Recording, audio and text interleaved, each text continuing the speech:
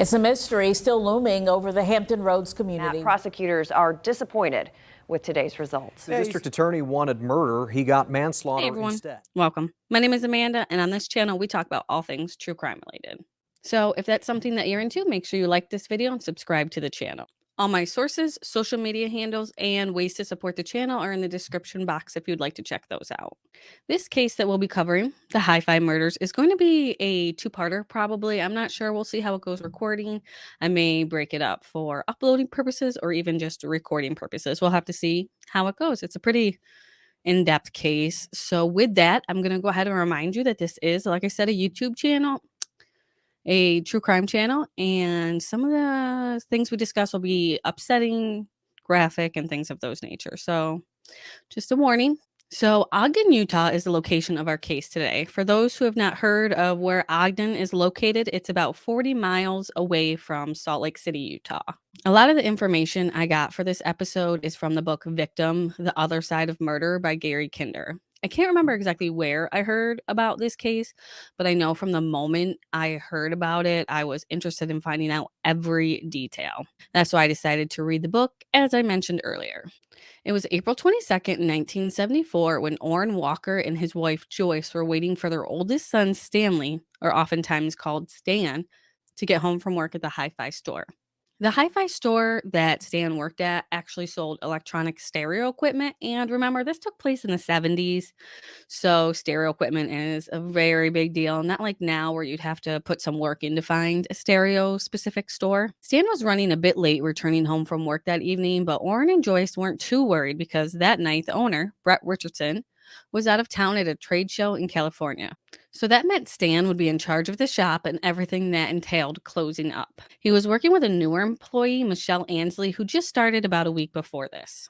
It was a Monday evening, and that meant that the Hi-Fi store closed at 6 p.m. But when it got to about 7:30 or so, Orren decided to give the Hi-Fi store a call.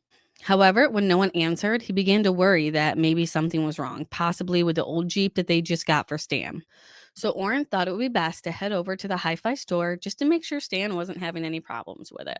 Orren pulled into the store parking lot around 8 p.m. and he saw Stan's Jeep, but didn't see Stan. Orren walked around to the back door of the store where he found it unlocked and entered into the back of the Hi-Fi store looking for his son. But he walked right into the middle of an armed robbery.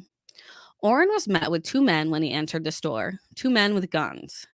The two men brought Orren down to the basement where he saw three people tied up. It was his son, Stanley Walker, his son's 18-year-old coworker, Michelle Ansley, and a 16-year-old boy named Corey Naisbett that Orren had known from around town. Orren told both men to just take the equipment and just leave, that no one would report them to the police. However, this did not convince the men to let them go. They tied Orren's wrist and ankles with stereo wire and left him laying on the ground with others. Then, just like that, the two robbers went back upstairs. They could hear the robbers' feet shuffle back and forth through the store, eventually being able to tell the difference between the two men, the taller one's footsteps and the shorter one's footsteps. Now, while all this was happening at the Hi-Fi store, Carol Naisbett was becoming more and more worried about her son, Cortney. She shared her concern with her husband, Byron, and her oldest son, Gary, who had just stopped in to visit his parents as he had some appointments in town. Earlier that day, Cortney had been at the airfield for his flying lesson when Gary called the airfield to speak with Cortney at Cortney's mother's request. Gary asked Cortney to stop into the photo print shop in town and grab some photos that were taken of a recent trip that his parents had out of the country.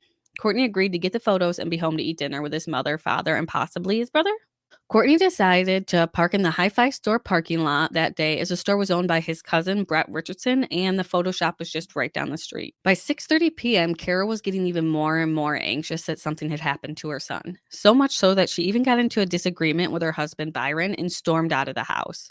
Byron thought that Carol was worrying a bit much. He figured that Cortney had soloed, which means just flying the plane alone without the instructor that day during his flight training, and was just excited catching up with people about it. Carol thought that this wasn't right because Cortney was expected to be at the local college because he had more training to do to obtain his pilot license. Like, There's an academic portion of the pilot's license, and then there's the actual flying hours, the solo flights, and the flights I'm assuming you log with the instructor. Carol knew that he was supposed to be home for dinner and then head up to the college for more training, but she had not heard from him. This was not common at all for the 16-year-old, so Carol decided to go look for him. First, she started at the local college, hoping that he just went straight there, but returned home when she had no luck finding him. She entered the house and stormed past her husband to call a few of Cortney's closest friends to see if they had seen him. After all the people Carol phoned said that they had not recently seen Cortney, Carol voiced her concern again to her husband about something bad happening to Cortney. She ended up getting into another disagreement with both her son, Gary, and her husband, so she left to continue to look for her 16-year-old son. This time, she drove to the hi-fi store where she was able to see Cortney's car parked in the parking lot and went in to see if her son was in the store and what possibly could be keeping him this long. Upon entering the hi-fi store, she was met with the barrel of a gun and a short black man asking what she was doing there. Carol responded that she was just looking for her son, Cortney. As Cortney heard his mother's voice, he said, "God damn it." Finally, after a total of 3 people walked in on the robbery, they decided to lock the back door. Then the 2 men brought Miss Naisbett down to the basement with the 4 others and tied her hands and ankles just as the others had been. Now, with 5 people tied up on the basement floor of the hi-fi shop, the 2 men came down the stairs together with one of them holding a brown paper bag that looked like it had a bottle in it and a cup. They poured the liquid that was in the bottle in the brown bag into a cup, and it turned out to be a blue liquid, causing Michelle to ask what it was. One of the men responded saying that it was a mix of vodka and a German drug, and that the drug would just make them sleepy. At first, the 2 men attempted to get Orren to administer to the blue liquid to each person, but when he refused, even with a gun to his head, he refused. So the 2 robbers were forced to do it. One of them walked over to each person, forcing them to drink the liquid from the cup, burning their mouths as soon as it touched their lips. Orren remembers that as soon as he smelled the liquid, he knew it wasn't vodka. He saw each person cough instantly and vomit when they drank the liquid. So when it was his turn, he pretended to drink it, but he actually let it dribble out of his mouth slowly, but imitated how the others were reacting. Once the drink was given to each of the victims, the taller man went back upstairs. I'm not sure when they actually gave Michelle the drink. Some sources say that they gave all the victims at one time, and some sources say she didn't drink it right then. Either way, once the taller man went back up the stairs, the shorter man walked over to Carol Naisbett and shot her in the back of the head at point blank range. After Carol, the man walked over to Cortney and shot him in the back of the head also. Orren was next after Cortney, but somehow the gun went off and the bullet missed him. Next, the shooter moved on to shoot Stan in the head. I believe at this point, that's when the shorter man ran up the stairs, maybe to grab a different gun. Maybe his gun ran out of bullets. All I know is that at this point, it was reported that he ran back up the stairs. And when he came back down, he realized that Orren was still alive and he shot him in the head again. So at this point, 4 of the 5 people had been shot. Orren Walker, his son Stanley, Carol Naisbett, and her son Cortney. Michelle was pleading for her life when the shorter man dragged her into another room in the basement. During this time, Orren was able to keep himself awake by doing things like wiggling his toes and trying to remember everything that was happened. He told himself that if he lived, he wanted to make sure he remembered every detail so he could tell the police. When the man forced Michelle back to where the others were laying, Orren could see that she was only wearing a white pair of socks.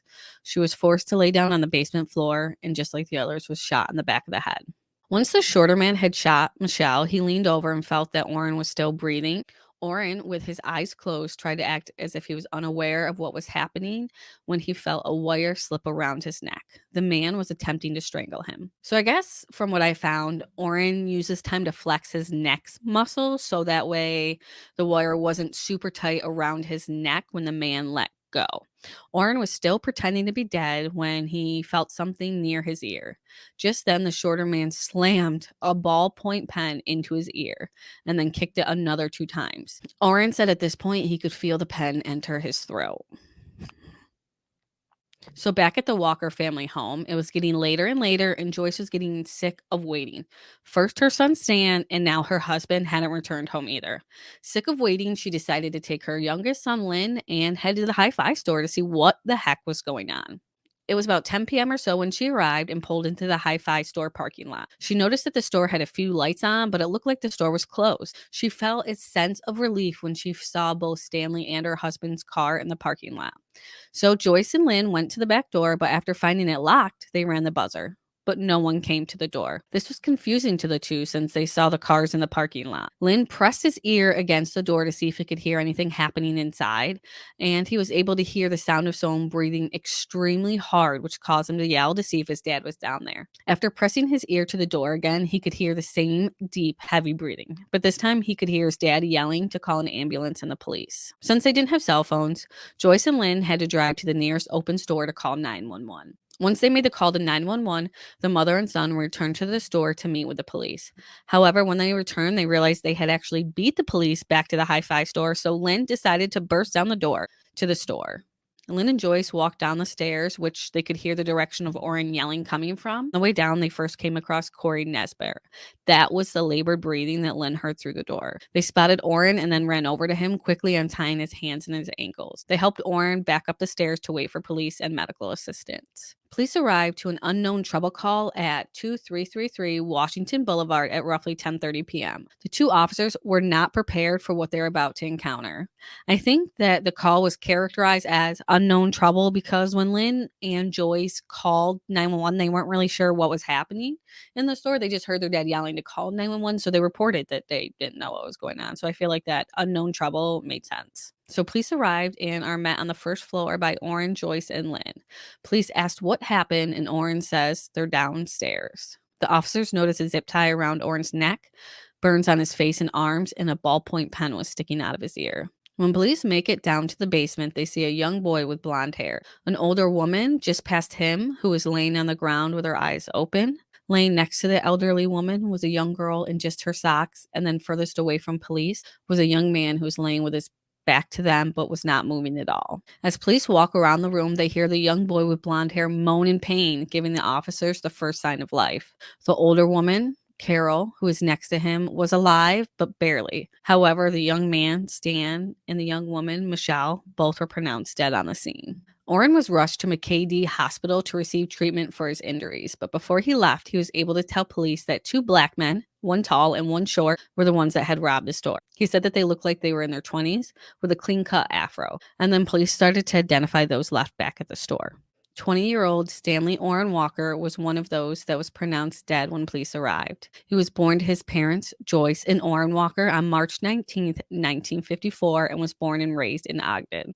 Also pronounced dead on the scene was Sherry Michelle Ansley, who went by Michelle, born January 24, 1956, in Ogden, Utah, to Michelle and Laura Ansley. This was her first week working at the shop as a bookkeeper and a cashier, and she just actually recently got engaged. So how heartbreaking is that? From what I understood too, Michelle was actually covering someone else's shift, so I can't imagine how that person feels that she covered the shift for, knowing that this could have been them. 52-year-old Carol Naisbett, the wife of Byron Naisbett, who was a prominent OBGYN throughout the area, arrived alive at St. Benedict Hospital. However, she died shortly after arriving. Carol Naisbett was born December 25th, 1921 in Ogden, where she attended school and met her high school sweetheart, Byron.